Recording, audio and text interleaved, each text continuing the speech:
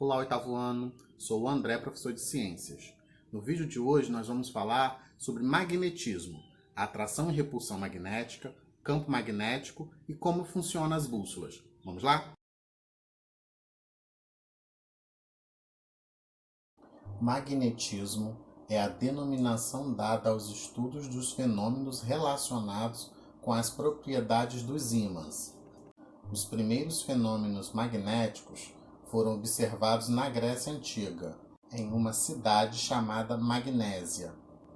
Os primeiros estudos realizados nessa área foram feitos no século VI a.C., por Tales de Melito, que observou a capacidade de algumas pedrinhas, que hoje são chamadas de magnetita, de atraírem umas às outras e também ao ferro. Já a primeira aplicação prática do magnetismo foi encontrada pelos chineses, a bússola, que se baseia na interação do campo magnético de um ímã com o campo magnético terrestre.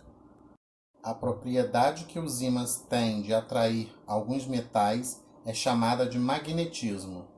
Isso acontece porque os átomos desses elementos se alinham ao campo magnético, que é gerado pelo ímã, e sofre forte atração. Além disso, é possível produzir um magnetismo artificial. Isso acontece quando atritamos, ou seja, esfregamos um objeto em um ímã. Após a fricção, o objeto pode atrair por alguns momentos outro objeto. O movimento de cargas elétricas é o que dá origem aos fenômenos magnéticos. Como nunca se encontram parados, os átomos produzem seu próprio campo magnético.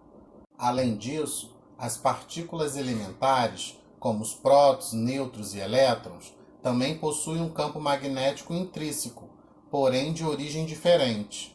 O campo magnético dessas partículas é proveniente de uma propriedade quântica chamada spin.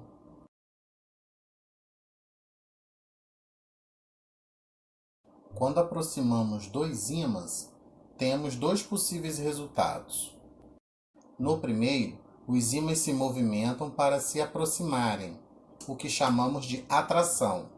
Já no segundo, os ímãs se movimentam para se afastarem, o que chamamos de repulsão. Esses resultados mostram que um ímã é um objeto polarizado, ou seja, ele é constituído por dois polos, um polo negativo e outro polo positivo, os quais norteiam a influência da força magnética. Quando unimos os dois ímãs, acontecerá repulsão, se colocarmos polos iguais próximos, positivo e positivo ou negativo e negativo, e atração, se colocarmos polos diferentes juntos, ou seja, polo positivo e polo negativo. Com a polaridade, o ímã carrega a característica da inseparabilidade dos polos. Isso quer dizer que, quando quebramos o ímã na metade, as duas metades serão novos ímãs, com dois polos, positivo e negativo. Mesmo que uma dessas metades seja novamente quebrada ao meio, deixando-a com um quarto do seu tamanho original, a polaridade permanecerá a mesma, ou seja, haverá um lado positivo e outro negativo. Quando aproximamos os ímãs de superfícies que são atraídas por eles, ocorre uma força de atração. O espaço onde se sente a força entre o ímã e os corpos atraídos tem uma grande importância, tanto em nível microscópio como para as movimentações magnéticas de grande escala.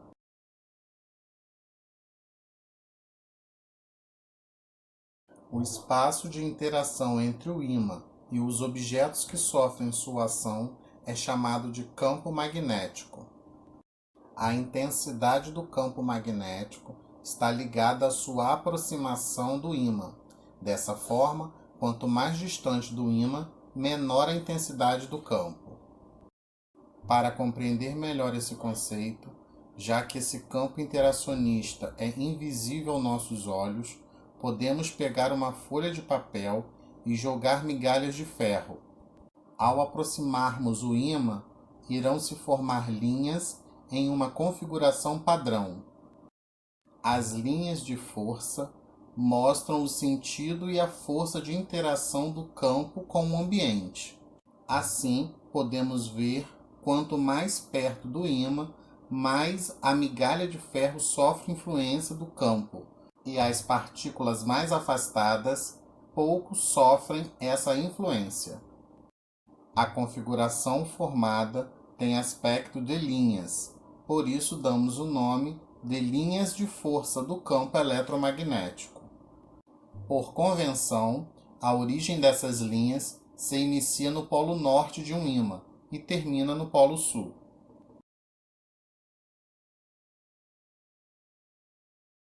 O centro da Terra é composto por uma grande quantidade de ferro derretido, que faz a Terra atuar como um grande ímã. Como todo ímã, ele traz um campo magnético próprio, com dois polos que são próximos aos polos geográficos terrestres. No núcleo da Terra, a temperatura é muito alta. Dessa forma, grande parte do ferro que compõe está na forma líquida e eletrizada. A Terra, durante o seu movimento de rotação, ordena essas cargas e estabelece uma corrente elétrica que confere as propriedades magnéticas à Terra. Em consequência do campo magnético que rodeia a Terra, temos dois polos magnéticos. Os polos magnéticos são as regiões terrestres onde o magnetismo é mais intenso. Geralmente, os polos magnéticos são confundidos com os polos geográficos. Os polos geográficos são os pontos extremos da Terra, em conformidade com as suas latitudes e longitudes.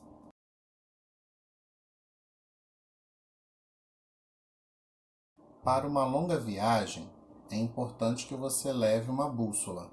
Esse objeto, muito comum em filmes e na época das grandes navegações, é um bom exemplo de como usar um ímã.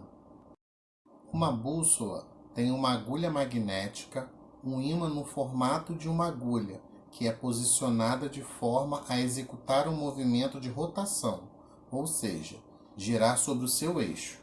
O campo magnético da Terra força a agulha a se movimentar sobre a mesma direção. Assim, ela sempre está direcionada para a posição norte-sul, com a parte pintada tendendo à região do norte geográfico. Como os ímãs só são atraídos pelas partes opostas, podemos prever que a ponta da agulha da bússola que indica o sul sempre apontará para o polo norte magnético, e a parte da agulha que aponta o norte sempre apontará para o polo sul magnético. Então, oitavo ano, caso tenham dúvida, me procurem na plataforma digital toda segunda, terça e quarta, sempre de 8 às 12. Estarei de plantão esperando por vocês. Tchau!